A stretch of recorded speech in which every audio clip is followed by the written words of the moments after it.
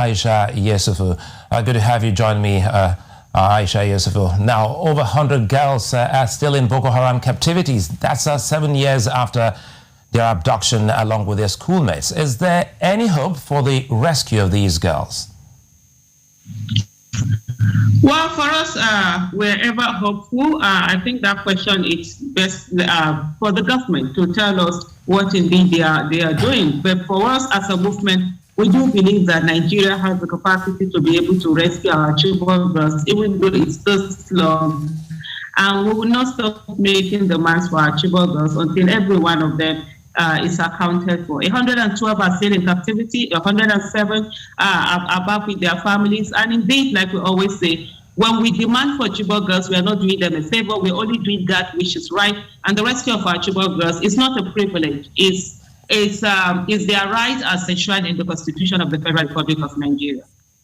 So for the girls who have regained their freedom over the years, what's been done towards their rehabilitation?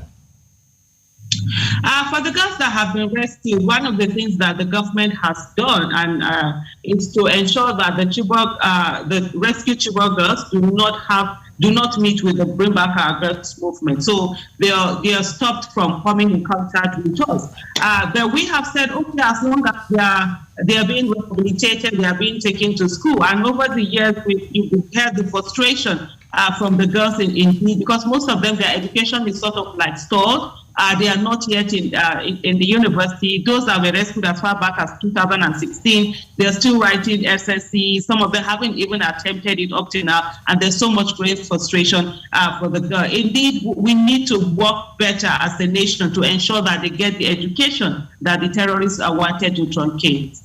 You know, talking about the terrorists 7 years ago till this moment, you've been speaking along with others. Does it look like the government has learned any lessons, as this has become a blueprint for insurgents and bandits? We've been seeing more kidnappings of school children in Nigeria.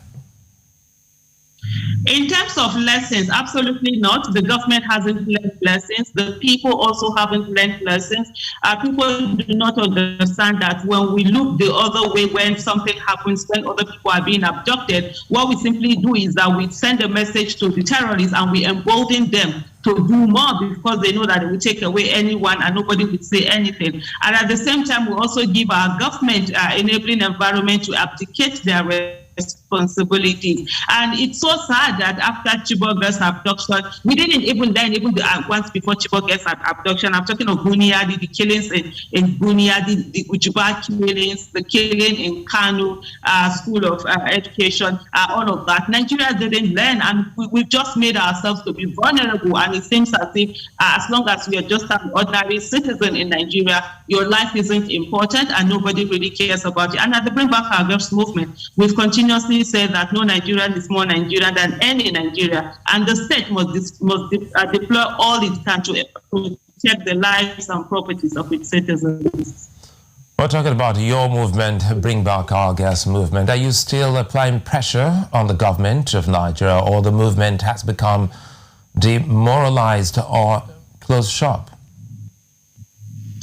We are applying pressure, and we are still doing that. The thing is that we have a government that doesn't care for its citizens, and it has refused to do anything. And of course, it knows that because it has a docile society, a society full of docile people that will not be bothered as long as issues do not affect them. And so they look the other way. The Bring Back Our Girls movement, for 6 years, we came out every day to make demands for our Chibok girls. We had to stop the physical movement, the Abuja physical movement, during the COVID-19 lockdown, in line with the pandemic. And so we've been making demands and we'll continue to make demands. And one of the things I always say to Nigerians is the fact that there's nobody who is the Bring Back Our Girls movement.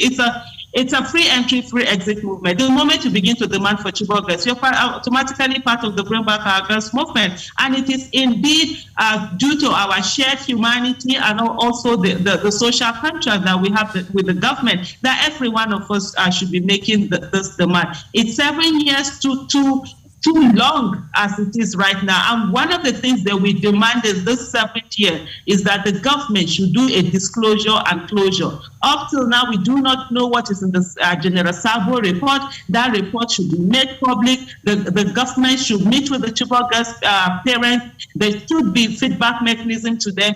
This ignoring them, it's not the right thing to do. It means that the Nigerian lives do not matter. And my daughter said something on the 1000th day of Chibok girls' abduction. And that is, as long as Chibok girls are in captivity, we all are in captivity. Aisha Yesufu, many thanks for unpacking this, and thank you for staying the course. Thank you so much for having me. Well, there are